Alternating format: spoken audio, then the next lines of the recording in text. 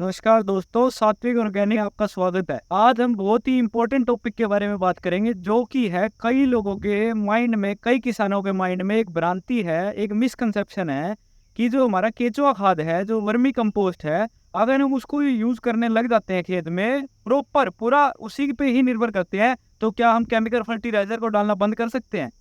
बिल्कुल भी नहीं जी। केमिकल फर्टिलाइजर जो है उनका अलग काम है, खेत के लिए, सॉइल के लिए, प्लांट्स के लिए, और जो हमारा केचुआ खाद है उसका अलग काम है।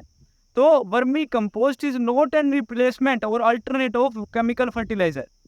वर्मी कंपोस्ट और केमिकल फर्टिलाइजर में सबसे पहले आपको फर्क जानना बहुत जरूरी है।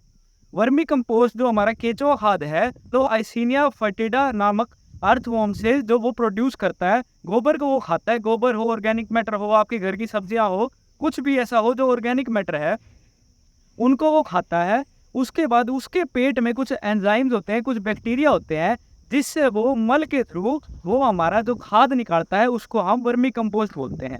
वो जो वर्मी कंपोस्ट है वो बहुत ही माइक्रो ऑर्गेनिज्म से, न्यूट्रिएंट से, जिसमें 17 के 17 पोषक तत्व होते हैं, उनसे भरपूर होता है। उसका क्या कर्तव्य होता है? वो हमारे सोइल के लिए कंडीशनर की तरह वर्क करता है, सोइल को फर्टाइल करता है, सोइल का स्ट्रक्चर इंप्रूव करता है। उसके बाद वाटर रिटेंशन कैपेसिटी बढ़ाता है हमारी सोइल की, जो जिसके कारण हमारे को खेतों में पानी कम यूज करना पड़ता है। उसके अलावा न्यूट्रिएंट्स का जो अपटेक है, जो प्लांट्स हमारे न्यूट्रिएंट्स लेते हैं, उसकी प्रोसेस को बहुत जल्दी करता है। वो उसकी प्रोसेस को इम्प्रूव कर देता है। उसके बाद जमीन हमारी धीरे धीरे करके वर्मी कंपोस्ट के यूज से उपजाऊ होती जाती है, जिससे जो केमिकल फर्टिलाइजर है उसका उपयोग हम कम करते हैं। अब आपको समझना पड़ेगा केमिकल फर्टिलाइजर का क्या यूज है, क्यों हम यूज करते हैं।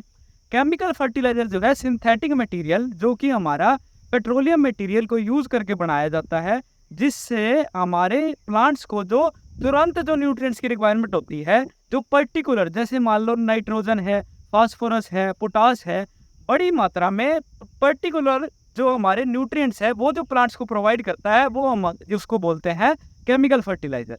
केमिकल फर्टिलाइजर के कई रूप हैं, जैसे हम यूरिया यूज करते हैं, डीएपी यूज करते हैं, जो हम खाद की तरह यूज करते हैं, जो हम छिड़कते हैं अपने खेतों में, जो हमारी सॉइल में जाता है।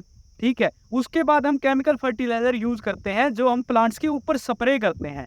स्प्रे जो हम इसलिए करते हैं ताकि हमारे प्लांट्स में पेस्ट्स ना लगे, हमारे प्लांट्स में इंसेक्ट्स ना लगे, हमारे प्लांट्स में कीट ना लगे।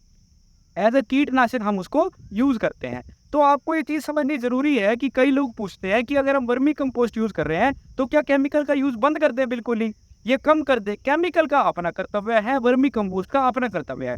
आप इसके लिए एक अप्रोच जो है अडेप्ट कर सकते हो, उसको बोलते हैं इंटेग्रेटेड मैनेजमेंट अप्रोच।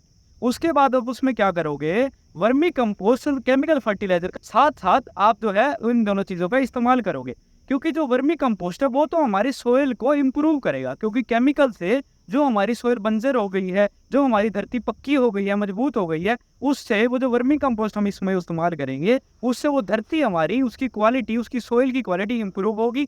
जैसे जैसे सोइल की क्वालिटी इंप्रूव होगी, वैसे वैसे केमिकल की रिक्वायरमेंट घटेगी।